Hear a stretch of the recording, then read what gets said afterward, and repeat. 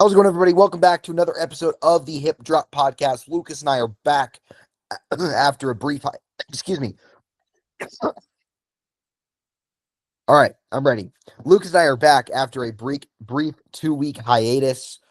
This is the first time we've been on since our meeting with Matt Verderam from Sports Illustrated 2 weeks ago. Lucas had some business to attend to last week, but we are back. We are going to recap an eventful week 9. The government mandated Chiefs regular season loss to the Bills.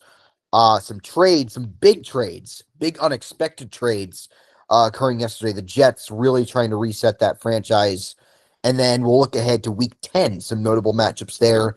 And then we will make our picks. Lucas is like 3 games behind me now. I'm kind of blowing a big lead, but there are 9 weeks left of the regular season. And then we are officially at the midway point of the 2025 regular season. Lucas, what do you feel about that? I don't really know what to say. It's one of those weird years where like there's almost too much parity. It seems like each week for the past 6 weeks we've traded off who the best team is, but Yeah. we'll see. I mean, this kind of just feels like a year where the seeds in the Super Bowl are going to be super random, but we might get like a 2 versus a 5 in the Super Bowl this year. No team has really separated themselves from the pack, which that'll make for a fun playoff. No, that's 100% certain. I mean, this is the closest season to where we don't know who the best team is since 2021, and that the Rams and the Bengals met in the Super Bowl that year, and they were both the 4 seed. They were both the lowest seeded division winners. And then the last 3 years, I mean, 2022 is the 2-1 seeds. 2023 was the Niners, who were a dominant team that year against the Chiefs, who were kind of a weird regulars. They were a 3 seed, but it was the Chiefs, like they're a dynastic football team. And then last year it was a 1 versus a 2. So last 3 years kind of not anything unexpected, but this year I could see something a little strange happening in the postseason, less chalky than years past. All right, so Lucas and I will discuss week 9. We'll do something a little different due to the fact that we were going to combine our 2 usual episodes. Some last night's scheduling was a bit odd. Lucas was under the gun a little bit, unfortunately for him. Went a little bit too late, so we're gonna do a combination. We'll look back at week 9, put that to rest, put the first half of the season to rest because week 9 was the encapsulation of that. We will discuss the trades and then we will make our picks and look ahead to week 10. So, and then what we'll do differently is that we will rotate. Lucas will do a game, I'll do a game, Lucas, me, to make it go a little quicker, to spend less time on this because week 9 is kind of in the books. You've all seen the games. So Lucas will start with the game last Thursday with the Ravens and the Dolphins. I'll do the next game, and then we'll rotate back and forth. The only game that we will both discuss is, of course, the Bills and the Chiefs. So Lucas, Ravens, Dolphins, take it away. What are your thoughts? Not really much to say. The Dolphins are completely cooked. The Ravens, I wasn't ready to bury them even when they were 1-5. And they proved me right. I don't care if it was the Dolphins. They won by 3 touchdowns on the road on Thursday night. Lamar Jackson was phenomenal outside of a couple sacks. He played pretty much as perfect as you can expect. Didn't really need to do anything exciting in terms of volume. It was the Dolphins. Once they scored their 4th touchdown halfway through the 3rd. This game is over. Not really going to say anything else, but the Dolphins are probably going to be a bottom 5 team this year officially. Oh, yeah. There's not much question about that. All right, I will give my thoughts on probably the craziest game. Bears-Bengals. The Bears beat the Bengals 47-42 to improve to 5-3. The Bengals fall to 3-6. The Bengals have scored 40 plus points each of the last 2 weeks, or excuse me, 38 plus points each of the last 2 weeks, and they lost both games at home. Wow, Caleb Williams, I mean, a cure to a quarterback who kind of in a slump a little bit is the Bengals defense. He really showed out in this one. He threw a go-ahead touchdown to Colston Loveland. Joe Flacco, the weird resurgence continues. Threw for 470 yards, 4 touchdowns, but it was not enough because the Bengals defense is so putrid. And after the game, Jamar Chase and Chase Brown gave their thoughts on the Bengals defensive effort. Look, Lucas, we knew the Bengals defense would be bad. They're exceeding our expectations. They are potentially historically bad. and they're wasting Joe Flacco actually playing surprisingly well. Like I killed them for that trade. I'm like, Joe Flacco sucks. He's not going to change anything. Well, their offense has been statistically the best in football since week 6 when he came in there, and they're 1-3 in those games. So it's just a lost season for Cincinnati. Even if Joe Burrow was there, they'd still be bad because that defense is just so helpless. And as for the Bears, look, they're 5-3. They found a way to win. They almost blew a huge lead, but they got a much needed strong performance from Caleb Williams in this one. Yeah. And then they play the Giants this week, so they have a good opportunity ahead of them. Yep. Yep. Agree with what you said. Next one, I have Vikings Lions. This was kind of like a game I didn't see coming. I thought the Vikings would cover, but I didn't think they would win, and I didn't think they would be up by 10 points I didn't think they'd be up by 10 points with basically like 4 minutes to go left in the game. But that's what happened. But this was just a game where JJ McCarthy started off hot, then tailed off, didn't play that well in the second half. But the Vikings just won the moments. The only interception the Vikings threw today, the Lions went 3-and-out immediately after and punted, so the Lions could not take advantage of the Vikings' only turnover. But then the two other big plays in the second half where Blake Cashman forced a fumble on David Montgomery. Perfect announcer jinx because I think Kevin Burkhardt said the Lions had not converted a single 3rd and 8 and longer. And as David Montgomery was about to cross the first down marker, Blake Cashman from Eden Prairie, Minnesota, from my neck of the woods, he's from a couple miles away from me. He punched the ball out as Montgomery was going to cross the first down marker, and Harrison Smith picked up the ball, and the Vikings scored a touchdown 5 plays later. Then, as the Lions were going to cut it to a 24-20 game, the Vikings blocked the field goal and were able to get a field goal shortly after that to make it a 10-point game. So that was a big swing. And after that, the Lions were basically just cooked. Vikings won the moment despite their quarterback not playing that well, but maybe with more action, JJ McCarthy will get better. Yeah, and he's certainly an upgrade over Carson Wentz. He at least gives them some juice. Even though you don't know how good he's going to be, he's only started 3 games, but the Vikings need to win this game if they wanted to accomplish anything this year. All right, next game, the upset of the week, Panthers-Packers. The Panthers win 16-13 on a last-second field goal by Ryan Fitzgerald. They improved to 5-4. The Carolina Panthers still finding ways to win football games. The Packers fall to 5-2-1, but their 2 losses are to the Browns in Carolina, which is not great. Bryce Young was not good at all in this game. He threw for 104 yards. He threw a horrendous interception in the end zone. Jordan Love was not great either. He threw a bad interception on a deep ball into double coverage. He threw what should have been a 99-yard pick six. Mike Jackson, the Panthers corner, dropped maybe the easiest interception of his life.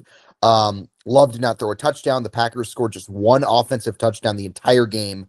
They missed a field goal. Just an ugly, ugly performance by Green Bay. Very lethargic.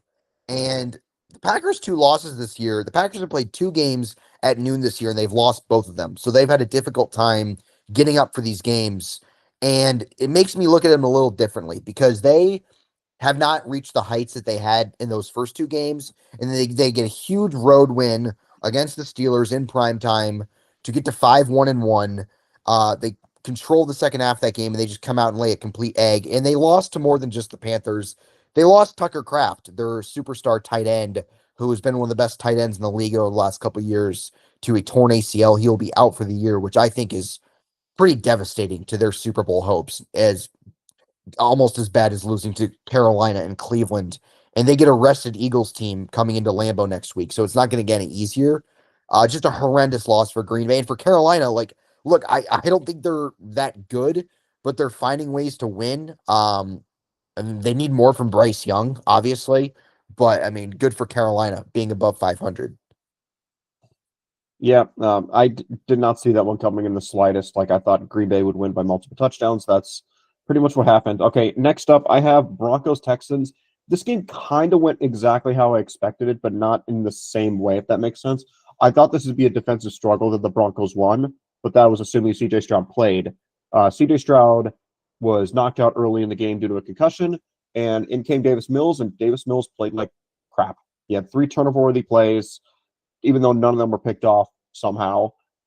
He did not play well. The Texans, by some miracle, still had a chance to win the game, but just could not. Davis Mills could not get it done. He had a chance to have a legacy drive with a minute 14 left on his own 13, get into field goal range, but unable to get it done.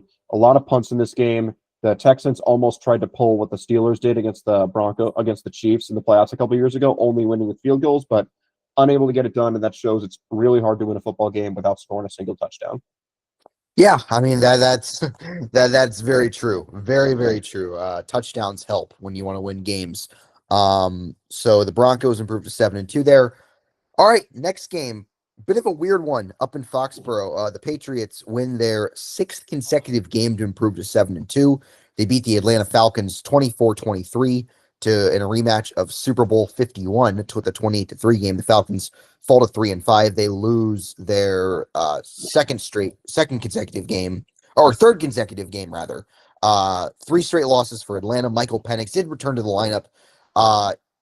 Was better than Kirk Cousins, but not good enough. Drake London had a huge game. He had 9 catches for over 100 yards and 3 touchdowns. But the biggest play was the Falcons kicker John Parker Romo shanking an extra point that would have tied the game, and ultimately that resulted in the final score. Drake May was solid. He did take a lot of sacks. That's been one issue that he's had this year. But a decent performance from the New England quarterback. I think still somewhat in the MVP conversation. He's third for me right now, behind 2 quarterbacks in the NFC West that we'll discuss later. But New England did what they had to do. They kind of got lucky, but they get out of there with a win against an Atlanta team that feels like after a big win against the Bills. Not a lot has gone right for the Atlanta Falcons, and they lost a game that was pretty winnable in this one. Yeah, you got to feel sick. I work with an Atlanta Falcons fan. He basically was cheering that Parker Romo is going to be in the unemployment line starting yesterday. Oh boy. So, yep. So poor Parker Romo. Next up, I have Niners Giants. This game was pretty ho hum. I know it was 34-24, so a 10-point game. Not awful, but like this game was never close. I mean, the Giants and 49ers each scored 2 touchdowns, alternating in the fourth quarter. So it was like really like a 3-possession game that the Giants scored like a touchdown in garbage time to make it seem somewhat competitive. But great day by Christian McCaffrey. He had over 170 total yards and 2 touchdowns. And Mac Jones, I don't think played that well. I think Purdy should be back this week against the Rams. And the Niners really? are 6-3. I think he should be. I'm based on him like almost playing in that game. But for my fantasy team, I hope he does play because I'm in a super flex league with Purdy, and not having him has been very unclutch. But yeah, I think the Niners are 6-3, even though they haven't passed the smell test. They're still somehow mathematically alive for the division. If they could sweep the Rams, that'll make things very, very interesting. Yeah, for sure. I mean, the Niners are finding ways to win despite all their injuries. And the Niners already beat the Seahawks. Like, yes, the Niners they beat Seattle in week 1. Yeah. A Seattle team that's and both those teams on the road. So like, if the yeah, Niners could just beat the Rams and Seahawks at home, they'll be 4-0 against their like 2 toughest divisional opponents, and they already beat the Cardinals. So if they could just do that, they guarantee 5 divisional wins. The odds are in their favor to win the division if they could somehow do that and somehow they might luck into like the 3 seed. crazy stuff. Great coaching job by Kyle Shanahan and Robert Saleh this year, winning with kind of a mash unit. Pretty incredible stuff. And Mac Jones has done a nice job holding down the fort. All right, next game. This was Lucas's best pick this week. A game that I did not see coming in the slightest. The Steelers upset the Colts at home 27-20, and it was really 27-10. The Colts scored some points in garbage time to make it look a little better. Pittsburgh snaps a 2-game losing streak to improve to 5-3. Indianapolis falls to 7-2. They are still first in the conference. But the big story was this game was turnovers. The Colts had 6 of them, 5 of them by Daniel Jones.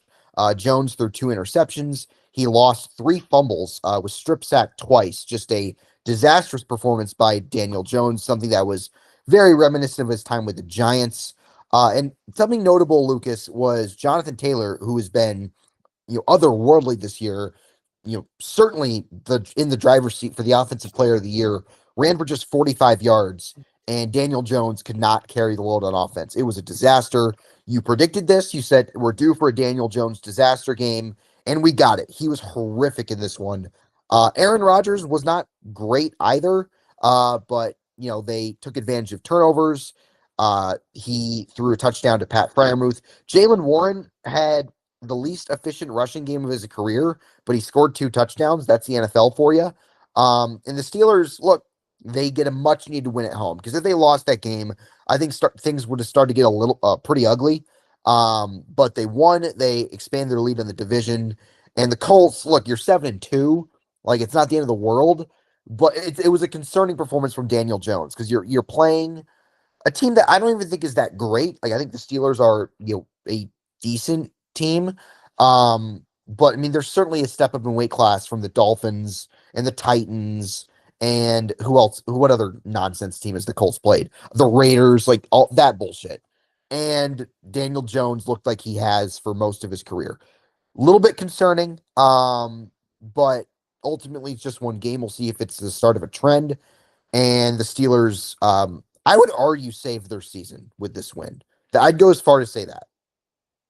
Yeah, I think the Colts should be glad this is their bye week, and we'll talk about the Colts a little bit later. But they should This be is glad not they their have a bye bye week. week. They play the Oh, Falcons in Germany. Sorry, in I'm getting Germany. it Yeah, mixed up because the Chiefs play the Colts yeah, in 2 weeks after the Colts is bye, but then the Chiefs have their bye. Sorry, schedule mixed up. But I should say they kind of have a bye. They play the Falcons, but it's Germany. Anything's yeah, on the yeah. table. I guess. Yeah, Okay, yeah. cool. Oh my Next God, up, the I have Falcons are not good. Chargers Titans. This was kind of like a weird game. It looked very early on in the game. We could be on upset watch. Mike McCoy almost got his revenge game. Oh Like yeah, Justin Herbert, forgot about that. Justin Herbert threw a pick six on the second play of the game. Then the Titans got a punt return touchdown. They were not able to convert the extra points. Oh no, they did convert the extra point. Sorry, ESPN's being weird. They did convert the extra point to go 14-10. Then the Chargers and Titans traded points, and then at with 7 minutes left in the third quarter, this is kind of the turning point of the game. It was fourth and goal at the 1. The Titans had it at the Chargers 1. Tony Pollard got stuffed, and the Chargers took over at their own 1 yard line. That was when they were up 20-17. So the Titans would have been up if they scored, which that was the right call to go for. If you have fourth and goal at the 1, you got to go for it. But they didn't get it, and then the Chargers proceeded to go on a 9-minute drive to go 99 yards, and then take a 27-17 lead. That's basically just buried the Titans because they're not going to overcome a 10-point deficit in the fourth quarter unless they're playing the Cardinals. Not even the Chargers could charge. So almost an upset for Tennessee. Very close to the second win and the first home win, but the Chargers kind of pulled away. But at what cost? They lost Joe Alt for the season. Yeah, that's rough. I mean, obviously they were already without Rashawn Slater. So Justin Herbert, I mean, that offensive line is not good. Their interior, it's just not a good line. Like Mekhi Becton is their only above average starter, and he's hurt all the time. Like it's just not a good group. Justin Herbert's gonna have a rough time back there for the rest of the year. And they're playing a Steelers team that had 5 sacks of Daniel Jones on Sunday, and the Colts offensive line is a hell of a lot better than the Chargers as currently constructed. So Justin Herbert's got to get the ball out fast. Lucas, the Titans legitimately might be one of the worst teams I've ever seen. I don't know if they're going to win another game this year. I think they're going to go 1-16. They are putrid beyond belief, Yeah. and they should have lost to the Cardinals. They should be winless right now, but Arizona donated that game to them.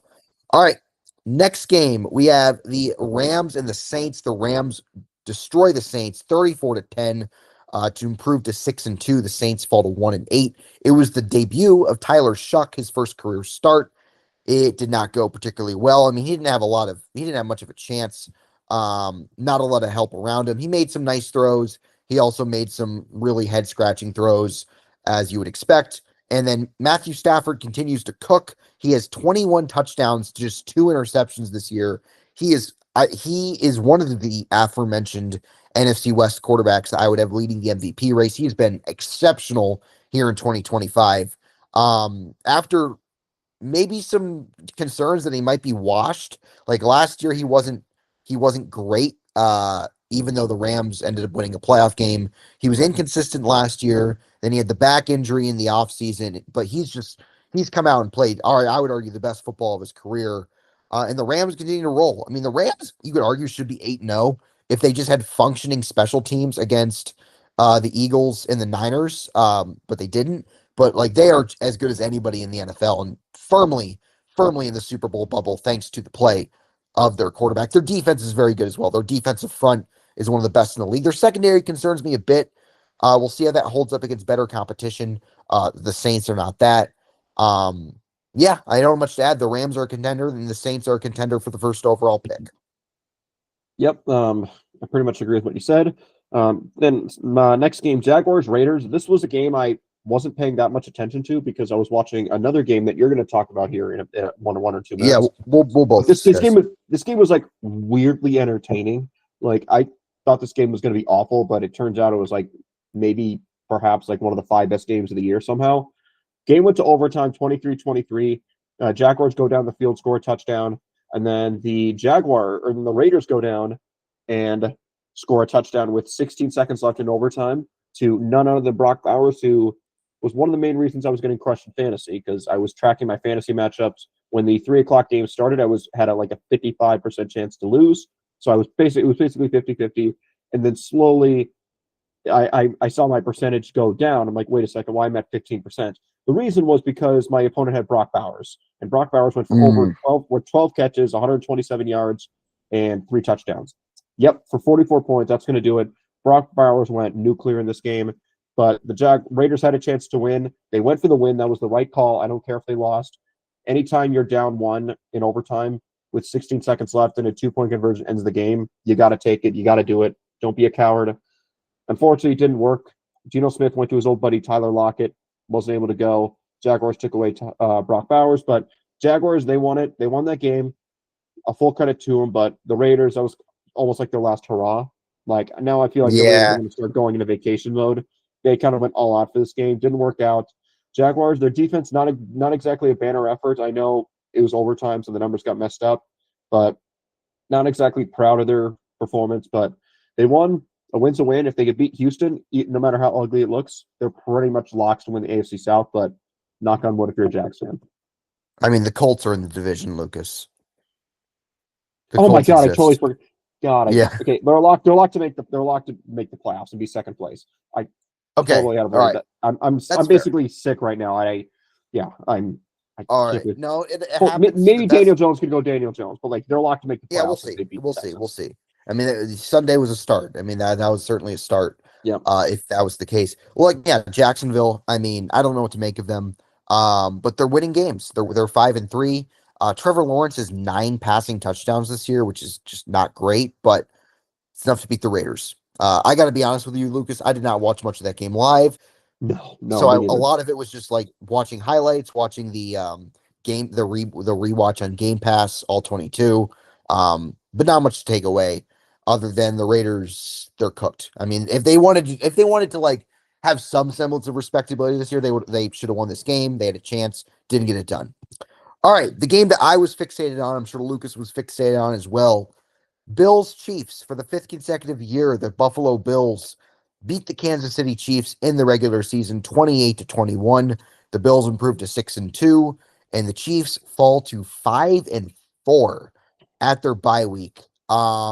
Lucas, the Bills, it's pretty simple. The Bills played exceptionally well and the Chiefs played like complete ass. I mean, the Chiefs were horrific in this game.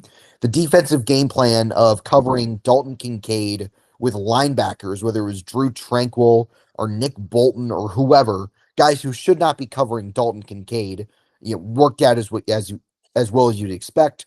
James Cook continues to cook this year. He's been excellent in 2025. He ran for over 100 yards again. Josh Allen probably had his best performance since week one, 23 of 26 for 3 touchdowns, 1 passing, 2 rushing. Allen played like Josh Allen. He looked exceptional out there. And defensively, a Bills defense that really has been pretty bad most of the year, really held the Chiefs down. I mean, Joey Bosa looked like he did in his prime on the Chargers. Gregory Rousseau got a lot of pressure on Mahomes in this game. Cole Bishop, who is one of the worst safeties in the NFL by pretty much every metric, was exceptional. I don't know what got into him in this game. And as for the Chiefs, look, Patrick Mahomes sucked. Let's just call it how it is. He was 15 of Yeah, 34. And it's not like there were drops or anything. I don't remember like one egregious drop in this game. He did not play well. He threw an interception, kind of an arm punt, but still not a great throw. He had no passing touchdowns. Um, they ran the ball actually pretty efficiently, but they just refused to do it. I don't know why. The play calling stunk. They still refuse to run a quarterback sneak, which is, I know Mahomes got hurt. Look, man, that was before COVID. Like Eli Manning was still in the NFL when that play happened. Get over it. I just don't understand. I get the argument of like look, we're going to see him again. We're not going to show him anything. That's fine if you're 7-1 going into the game. You're 5-3. You're third in your own division. Like the whole we're not going to show him anything stuff that doesn't fly for this scenario. So I'm very look. I actually wasn't that annoyed after the game just because like look, the Bills are a really good team. It's in Buffalo, fine. But the more I think about it, I'm like, man, like what exactly were the Chiefs trying to accomplish on Sunday? If someone could tell me, I'd be all ears. Lucas, take it away. Yeah, I'm not sure what the heck was going on. I mean, it just seems like the Bills won every moment in that game. They had all the moments go in their favor, except for that missed field goal at the very end that gave the Chiefs hope. It just Yeah. it was weird. That was Mahomes one of Mahomes' best days throwing the ball. I mean, he had the pick on the arm punt, but man, because I was texting in the chat, like he had 4 big time throws in that game, according to PFF. That's the most he's had in a game in like a I mean, while. Like he doesn't he do that completed very often. 44% of his passes Yeah, and was but like like but like he I was was not saying, like good in the game at all. He held on no, to the ball way too long. no, I thought he was I thought like his I processing, was telling you that. yeah, I thought his I was processing texting was in the like the chat. Yeah, worst I've seen since like his first year. It was a very up and down game. no, he had a 15.4 average depth of target. So like purely if you just look at Mahomes throwing the deep ball, he was actually pretty good in that game. But Yeah. when you actually watch the game, there's a reason why he was throwing the ball deep. He was forcing the ball down the field. That's because they were losing for majority of the game and they had to. But that was just another a game where I think the Chiefs arguably even should have won. I'm going to keep harping on this play for the rest of the season. Hollywood Brown not scoring on that play right before halftime is going to that's going to come back to haunt him. That Yeah. was and not just Hollywood. The Chiefs should have scored. You're an elite offense. Score when you have the ball on the one. You're first to goal at the one. That's unacceptable. I understand there was a time limitation, but man, it was just absolutely brutal. Sucks. It sucks if you're a Chiefs fan. Hollywood should have turned around, but full credit to the Bills. They played excellent. Their coverage was excellent. Mahomes was not scrambling in that game. I haven't watched the all-22 yet, but I imagine they were spying him, and their guys just weren't getting open, so he couldn't scramble. But I don't think the offensive line played that bad in this game, despite having injuries. I just thought Mahomes held the ball way too long, and when you hold the ball for Mhm. like 4 seconds, you're bound to get hit a lot because his average time to throw was 3.09. Yeah, I mean, I should have mentioned that sequence at the end of the half. That was a disaster. I kind of did in passing with the reversion to the quarterback sneak, but like why they ran the ball out of shotgun, I'll never understand it for as long as I live. It Yeah. was just a really, really bad game for Kansas City from a coaching standpoint, from a playing standpoint. The Chiefs pass rush is a joke. It's so bad. I mean, Josh Allen was in a lawn chair most of the game. Um, it was bad. I mean, and the Chiefs are currently out of the playoff picture. They're third Yep. in the division. They put themselves in a deeper hole. And it kind of feels like a one game. If they look, they're going to make the playoffs. I'd be stunned if they miss the playoffs. But it kind of feels like a one game season from here on out in terms of winning the division. And their first game is probably the game that will decide that against Denver in Denver. But that's a ways away. All right, Lucas, do you have anything more to add on this game? Do you think we'll see this matchup again in January? I do. Like I'm gonna do Yeah. my updated playoff predictions, but I think both of these teams are going to be in the divisional round. So I'm gonna bet it's gonna happen in the divisional round, but also in divisional round or the AFC Championship. I still, if you had to maybe pick two teams, I'm most confident in the AFC to go to the Super Bowl. It would be these two teams. Oh, yeah, Unless we for see sure. Daniels play well in January, I'm not going to buy into the Colts yet. Yeah, 100%. Like, and look, I Nor picked the Denver. Bills to win the Super. I don't buy Denver as a contender. No, their offense isn't good enough. I picked the Bills to win the Super Bowl before the season. And then they had that lull in weeks 5 and 6, and they had some weird wins in which they played horrendous teams and didn't win by as much as you think. But they've looked really good since the bye. They killed, say what you want about the Panthers, and it was Andy Dalton in that game to be fair, but they destroyed you beat a team 40-9. I mean, that's impressive. And then they played an excellent game against a Chiefs team that was rolling at home. They've looked every part of a contender the last 2 weeks. This is a version of the Bills that can absolutely win the Super Bowl. So kudos to them for showing out on that field. All right, Lucas, you got the Sunday night game, but my friend. Yeah, this was. a game the first half, like I was going absolutely nuts because I think there was a serious argument. Sam Darnold played one of the best halves of football you possibly could have as a quarterback. He was Oh my perfect. God. He had a bunch of big time throws. Like I was checking his live grades because I would check the box score first. I'm like, wait a second. He was like 17 to 17 for like 280 yards at one point, something ridiculous Yeah. like that. And I'm like, his PFF grade was like 96 at halftime, and that was like, granted, it was a low sample size, but he was basically perfect. Like any throw he made turned into gold. Then he kind of threw a pick and then didn't play that well. But Sam Darnold's been excellent. I think Sam Darnold right now is probably the MVP. Like I think Wow. Seattle's probably like I think quietly Seattle might be a top 2 to 3 team in the NFL that like no one's respecting. Like Seattle's like the second highest graded team in the NFL per PFF, only behind their division rival Rams. The Seahawks have been pretty consistent throughout the year. Not a lot of like true down games. Like they've lost a couple games. Like Sam Darnold played like crap against the Texans, but they won. But nonetheless, I think Seattle's a sneaky Super Bowl contender. I think they play the Rams one more time. I got to check their schedule. No, they Yeah, play them week twice. 16. Like like the NFC No, West they is going play to be week 11 fascinating. and then week 16 on a Thursday night Yep, game. this is Yeah. going to be fascinating. Like the NFC West, like the Rams and Seahawks are both top. I think are both top 5 teams in my opinion. The Niners have leverage on both of them because they beat them both on the road. This is going to be fascinating. If Sam Darnold can keep this up, I think Seattle's a Super Bowl team. But we got to see if Sam Darnold does not turn into a pumpkin like he did last year with the Vikings. So I'm gonna be cautious, but I'm buying Seattle as a contender as long as Darnold can play well. Yeah, I mean, Darnold to me, like he and Stafford are at the top of the MVP ladder. And look, I've said it a million times. I was very low in the Seahawks going into the year. I picked them to go 5-12. I thought Darnold would into a pumpkin without O'Connell and Justin Jefferson to throw the ball to. He's been better. I mean, he's improved. Jackson Smith and Jigba's really taken off this year. I mean, he'd get my All Pro vote at the receiver position. And then Mike McDonald, they're really well coached defensively. Even though they don't have a ton of big names on that side of the ball, like they play as a really cohesive unit, and they're for real. And as for the Commanders, it's just a season from hell. I mean, Jaden Daniels likely will not play again this year. Luckily for him, it was his non-throwing arm.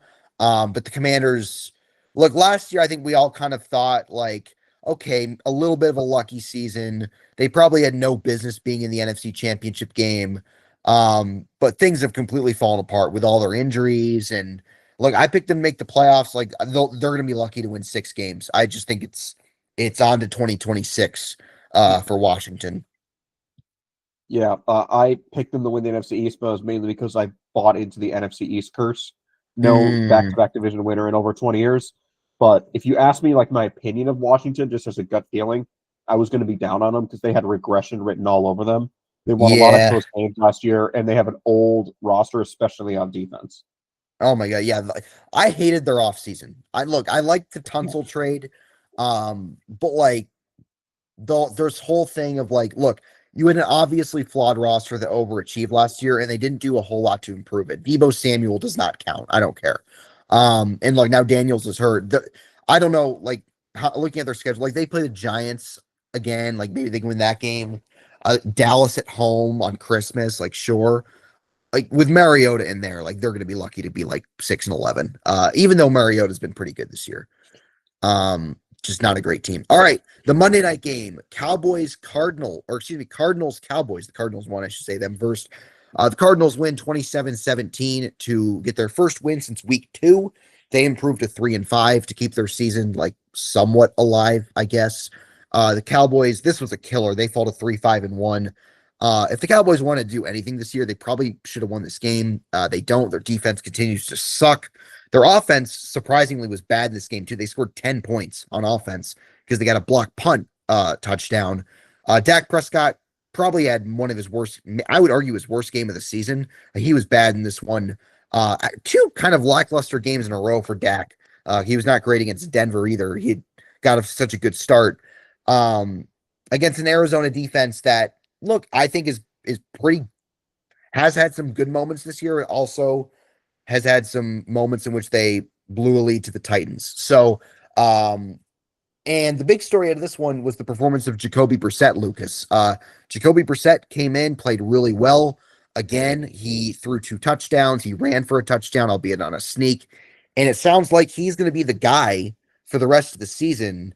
and the Kyler Murray era in Arizona feels pretty over. And not just because of Kyler Murray's play, but the fact that the offense has improved by literally every metric since Brissett's been in there, except for maybe rushing. The rushing offense is better than Kyler. But Brissett's been much better as a passer this year. And look, I don't even think Jacoby Brissett's that good of a player. I just think he's a pretty, run of the mill back. He's a good backup. He's a low end starter. Um, but it sounds like Jonathan Gannon said even if Kyler's healthy, Jacoby's going to start on some radio spot this week. So that's pretty interesting. Kyler Murray, I think it's pretty much set in stone, will not be an Arizona Cardinal in 2026. Kyler Murray, you are a New York Jet in 2026. Is that your prediction? And we have our I mean, quarterback carousel predictions in February. Like, I mean, maybe the Steelers, maybe the Dolphins. If I they think it move off makes sense because this is kind of a side topic. I was goofing around on the PFF mock draft simulator. If the Cardinals finish with around like the 8th to 12th pick in the draft, like I could see Arizona trading up for a quarterback, and like we're giving up on Kyler, like Aussie.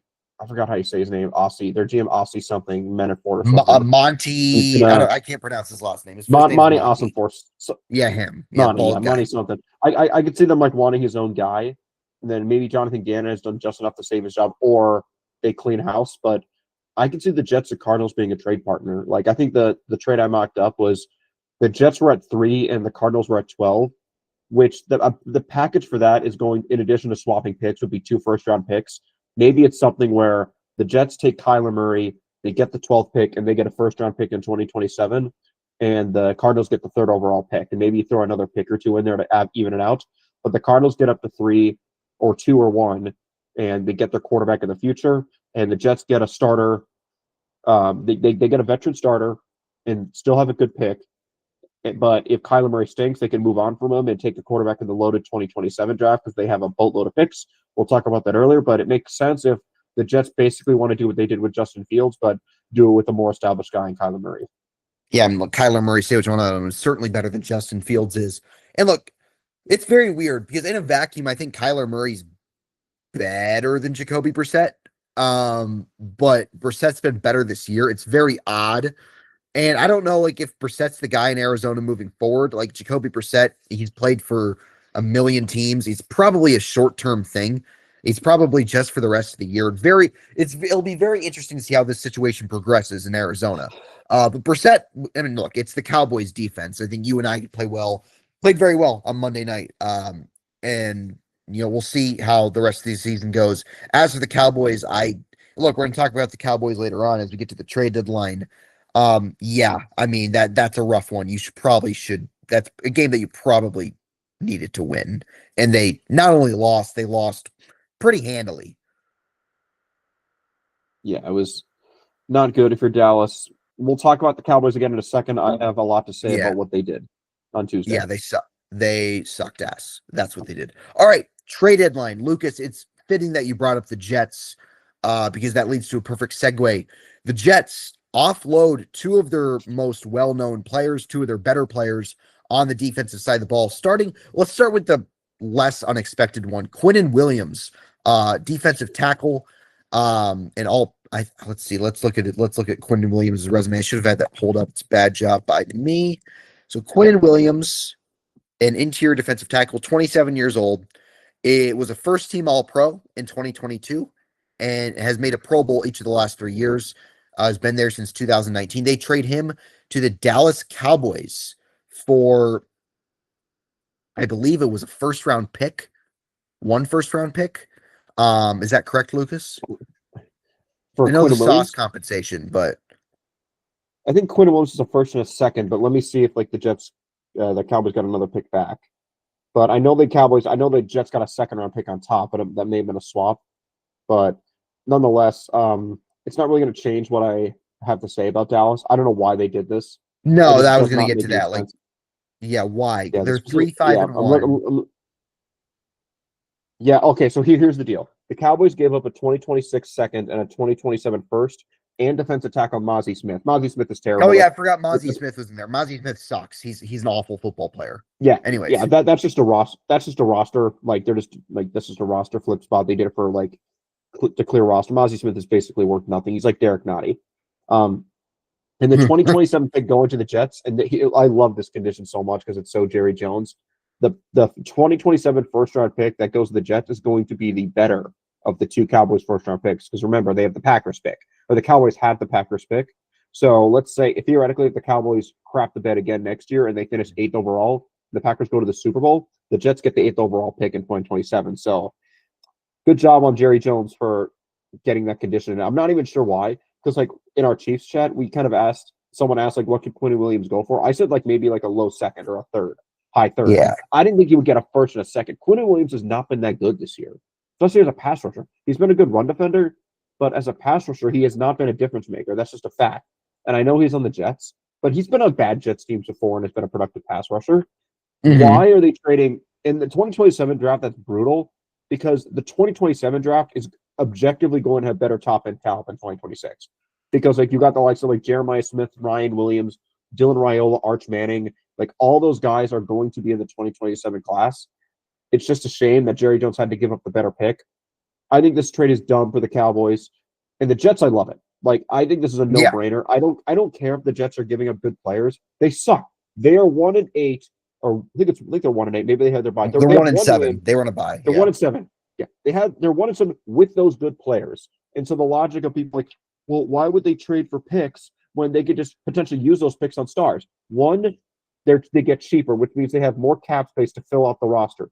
Two, those draft picks are younger. And so even if they get a player that's like 80% as good, that player is like 6 years younger, or like maybe like 10 years younger in the case of Quinn Williams, or like 8 years younger. So like the players will match up their timeline better, and they get the money off the books, they get the draft capital, and because they have draft capital in 2027, it gives the Jets more flexibility to be good in 2026. They don't have to worry about tanking. Like they could theoretically like try and be good and then like package the 10th and 15th pick to go up and get a quarterback and still have one first round pick. It's good business. I didn't think Quinn Williams was worth even half of what they gave up for him. And the Cowboys, I just don't know why they did it. Like Quinn Williams is not young. Like he's not a young buck. He was a 2019 draft pick. He's like 28, 29. He might be, I think he might be 30 next year. He's 27. He's 27, a little bit younger, but like he's a defensive tackle, so I don't know how long he's going to be elite. If he was like 24, okay, I could somewhat get it because he could be around for a while the Cowboys rebuild for a year or two and still give them elite years. But like, it just seems like they wasted the Micah Parsons trade. Like, what was the point of this? Like, you got one first round pick. That was like the net. That's like they get one first round pick for trading Micah Parsons for Quinn Williams. Like, basically, it turns out they got Quinn Williams and a first round pick for Micah Parsons. Doesn't seem like a very good deal. But Jerry Jones knows more about football than me, apparently, though he should be on some Alzheimer's medication. I thought this was ridiculous. I don't know if he does, Lucas. I got to be honest. I don't know if he does. The Cowboys. This makes no sense. Your team sucks. You just got boat raced by Jacoby Brissett's Cardinals at home. You need as many picks as possible. Look, Quinn Williams is a good player, a very good player. This year, not so much, but he's been a very good player in the past. I don't know how this much changes for them. I don't know how much this changes for them in the near future. Here's the one that was a little wilder, Lucas, a little more unexpected, a lot more unexpected. I did not see this one coming at all. Like I figured Quinn Williams would get moved at some point this year. This one was shocking. Sauce Gardner, a two-time first team All-Pro corner, sent to the Indianapolis Colts for 2 first-round picks plus wide receiver Adonai Mitchell. This was just months after Sauce Gardner signed an extension, making him the highest paid cornerback in the NFL. And he played on that extension for the Jets for 8 games. He is now goes to Indianapolis to join a secondary, a cornerback room with Charvarius Ward and Kenny Moore. And of course, the Jets get 2 first-round picks. They get this year's and next year's. Lucas, this is crazy. I think the Jets won this trade. I think this is another W for the Jets, which is weird. I mean, the Jets won the trade deadline by my estimation. This is my hot take, and I mentioned this in our chat. I don't think Sauce Gardner is that good. No, he's a good player. He is a top, I don't know, 5 to 7 corner in the league, but he has not been the player that he was his first couple of seasons, where he was defensive rookie of the year in 2022 and then was a first team all pro in 2023. Last year, he was pretty mediocre just by the eye test. I watched a lot of Jets games last year because, of course, Rodgers was there. And then this year, he's been even worse. So he has regressed in recent years. I don't know if he just was a bad fit for Aaron Glenn's scheme. I don't know what was the deal there. But he goes to the Colts on a team that's currently the 1 seed and a team that is making a pretty big investment on Daniel Jones, who just had 5 turnovers and a loss to the Steelers. So I think this is very risky business for Indianapolis. I think this reeks of a move that they're better than they expected to be, and they're just trying to go all in, which I get.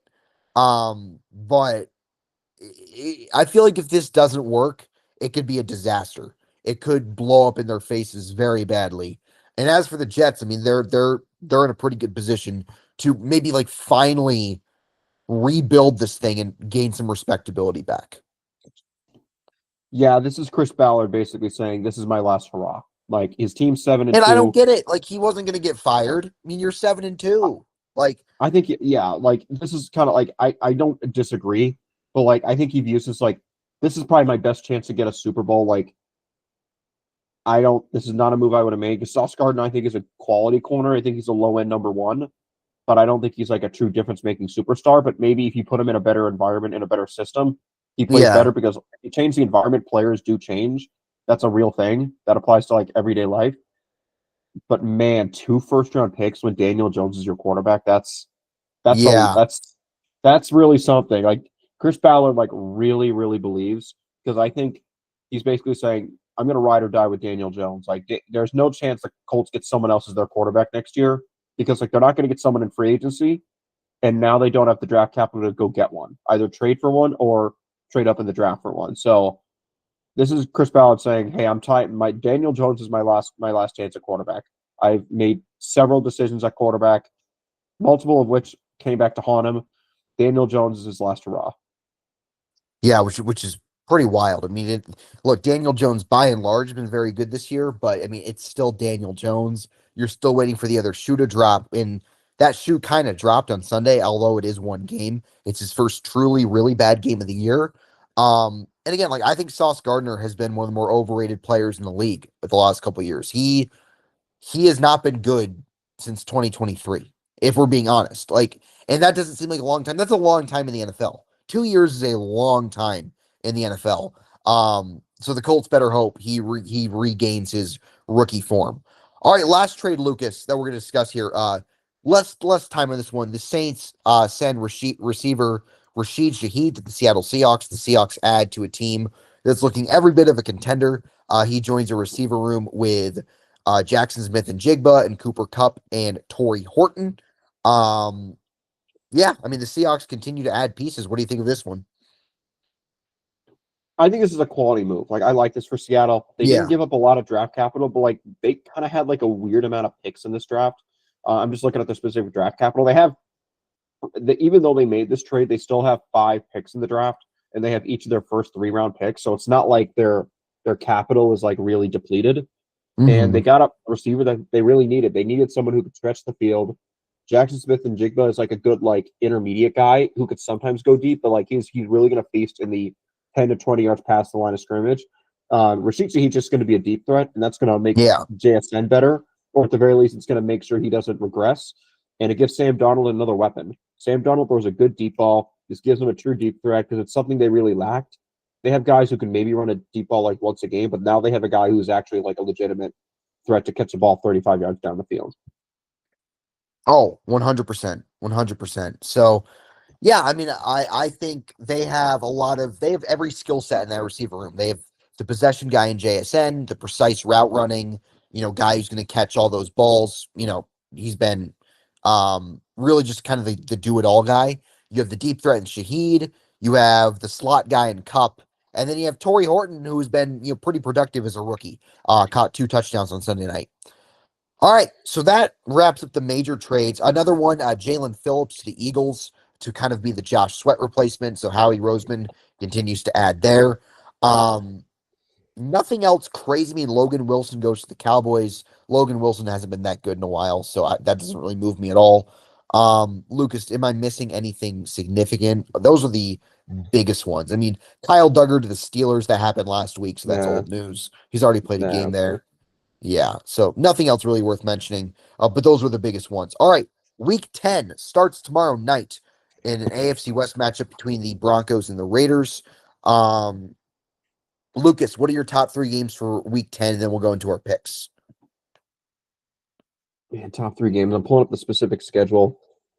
I probably just say for my interesting to watch. Are you saying interesting to watch or just games like with the most impact? Biggest games, like biggest, like trying to figure out how to word this. Most important games, in your opinion. Important with the impact. I Yeah, yeah, probably, yeah, yeah. because there aren't a lot of impactful games. Number one, I'd probably go with Rams 49ers, just because like the Niners have the tiebreaker currently because they beat the Rams on that weird Thursday night game a month or Uh-huh. two ago.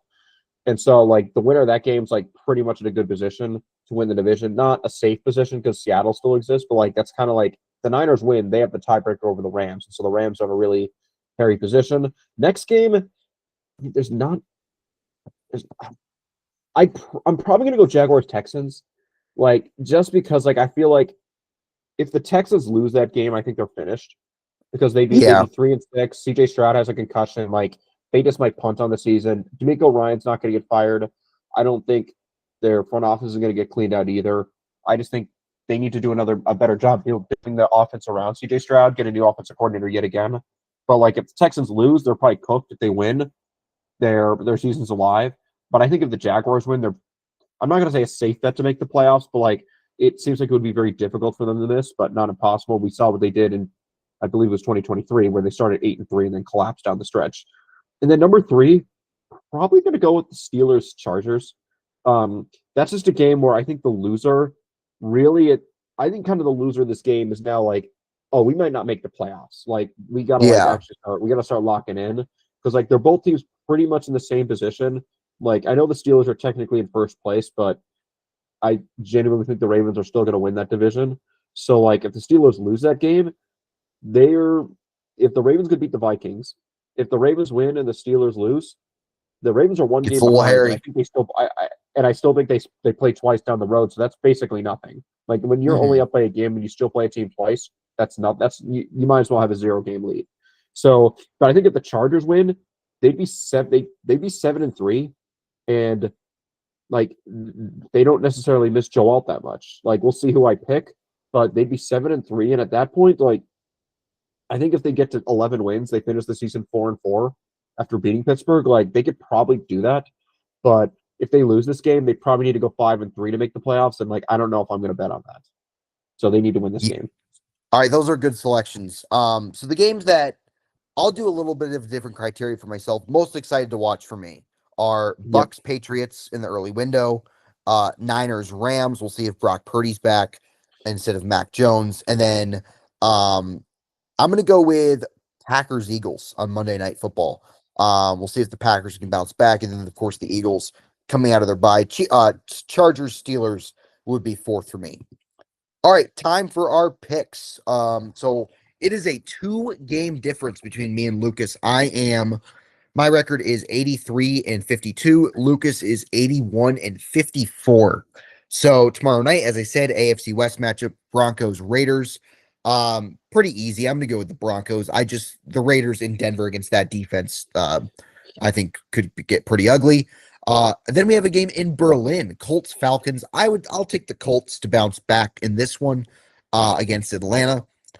Panthers Saints. I got to go with the Panthers. I just think the Saints are they're just. I mean, I don't know if you may have noticed this. They're not good, and then the Panthers will somehow improve to 6-4.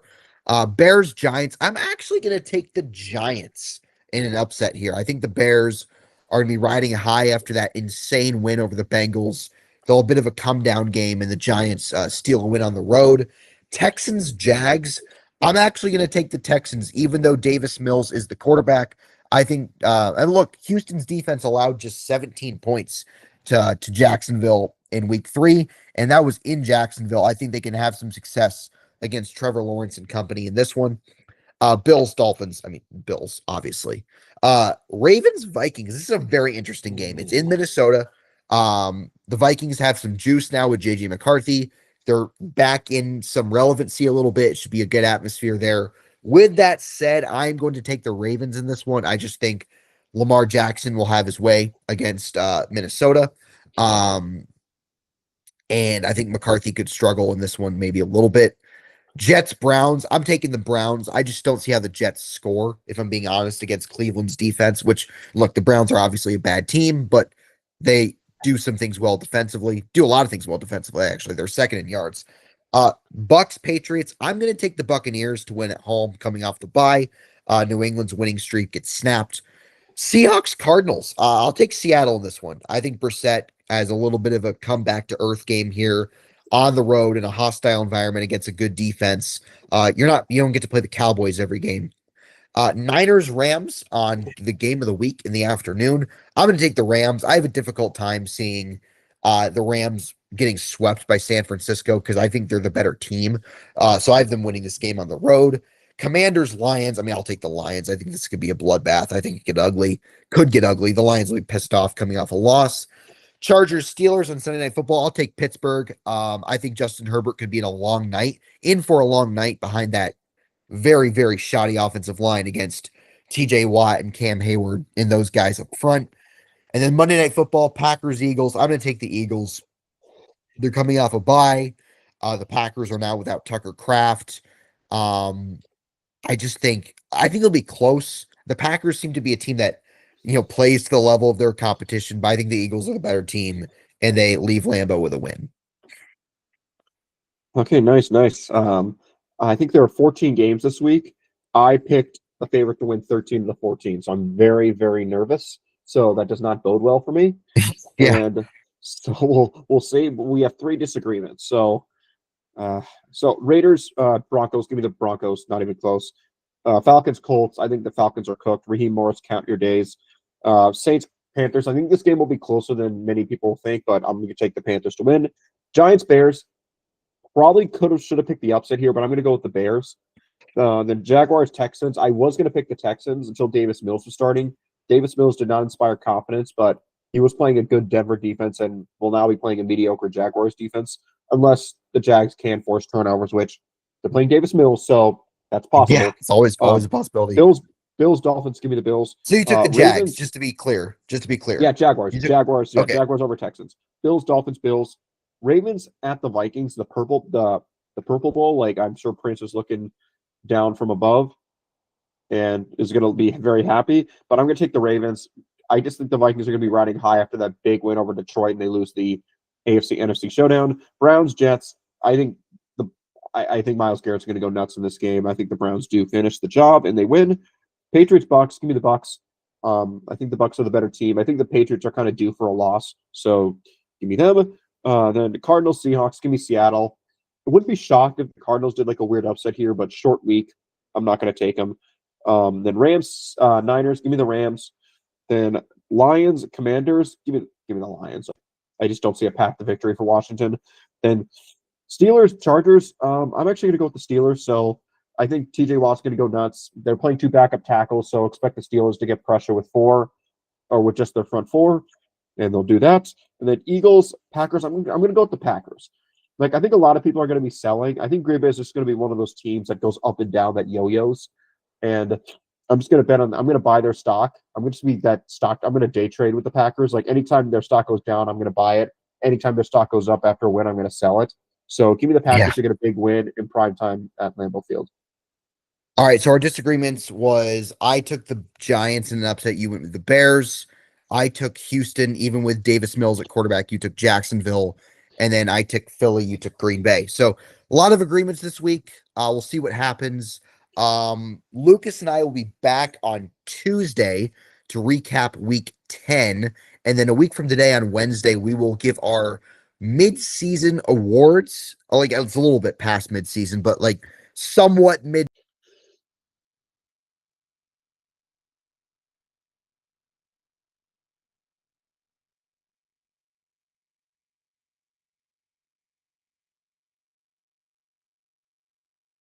I'm not sure if Owen can hear me, but he's frozen, so he's making a very interesting face right now. So Owen, if you can hear me, you are currently frozen. You're making a very funny face. I'm probably going to take a picture of it unless you become unfrozen here in the next 2 seconds. Nope, I took a picture. So this moment is going to live in forever in infamy. He was saying something about previewing next week's show. We're probably going to do our midseason award picks. But that concludes the rest of today's episode. Thank you, everyone, for watching, and have a wonderful week. And I hope every one of your NFL teams wins this weekend because the Chiefs do not play. Have a good night, everyone.